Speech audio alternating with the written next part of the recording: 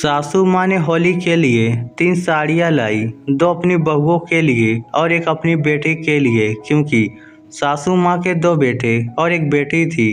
बहुओं को अपनी अपनी साड़ियाँ बहुत पसंद आई, पर उन्हें यह बात बहुत खल रही थी कि सासू माँ हर बार त्योहार में बहू के साथ साथ बेटी के लिए भी कपड़े लाती हैं, और इस बार उन्होंने बोल ही दिया, दीदी की शादी को इतने साल हो गए, आप अभी तक दीदी को त्योहार पर कपड़े क्यों देती हैं? तो सासू माँ ने जवाब दिया, हाँ तो मेरे 3 बच्चे हैं, 2 के लिए मैं लेकर आऊँ और अपनी बेटी के लिए साड़ी ना लाऊं, मेरे जीते जी तो ऐसा नहीं होगा।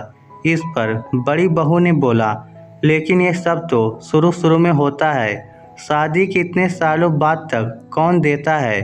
सासू माँ ने बोला, मैं देती हूँ, यह तो मेरी मर्जी है और मेरे जीते जी मैं देती रहूँगी। तो छोटी बहू ने बोला, हमें तो हमारे मायके से अब नहीं मिलता। तो सासू माँ ने बोला, वह तुम्हारे माता पिता जाने, मुझे उससे क्या, मैं और पापा जब तक जीवित हैं, जैसे मैं तुम दोनों को दूंगी, अपनी बेटी को भी त्योहार दूंगी। लेकिन दोनों बहू आज सासू माँ से बहस के मूड में थी, क्योंकि उन्हें पसंद नहीं था कि सासू माँ अपना एक पैसा भी अपने बेटी के ऊपर खर्च करे। और गुस्से में उन्होंने बोला, वाह मम्मी जी, रहती हमारे साथ हैं, खाती हमारा है और चिंता बेटी की रहती है। क्या करती हैं आपकी बेटी? आपका सासू माँ और ससुर जी दोनों ने एक दूसरे को देखा और ससुर जी को बहुत जोर का गुस्सा आया। सासू माँ कुछ बोलने जा रही थी कि ससुर जी ने उन्हें रोक दिया और बोला, सुनो बहू, ये मेरा घर है और यहाँ वही होगा जो इस घर की मालकिन यानी कि तुम्हारी सास चाहेगी। हम तुम्हारे साथ रहते और खाते नहीं हैं, बल्कि तुम लोग हमारे साथ रहते और खाते हो। और हिम्मत कैसे हुई मेरी बेटी के लिए ऐसा बोलने की? जैसे मेरे 2 बेटे हैं वैसे ही मेरी एक बेटी भी है। औकात नहीं है तुम लोगों की मेरी बेटी के बारे में कुछ भी बोलने की। इतनी ही दिक्कत है तो अपना बोरिया बिस्तर समेटो और निकलो मेरे घर से।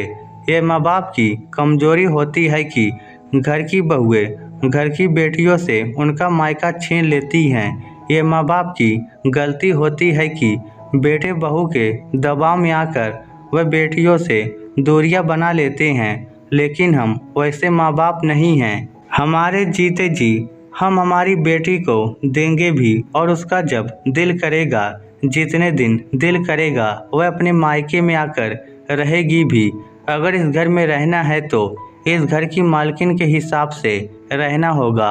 और यह बात याद रखनी होगी कि जब तक हम जिंदा हैं हमारी बेटी को हम देते रहेंगे, उसके बाद तुम लोग को जो दिल में आए करना। और अगर अभी भी कोई दिक्कत है तो दरवाजे खुले हैं, तुम लोग जा सकते हो।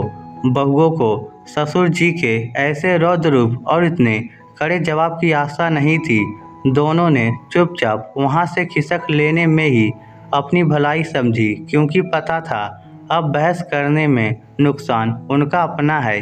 इस स्टोरी को लेकर आपकी क्या राय है? नीचे कमेंट करके हमें ज़रूर बताइएगा।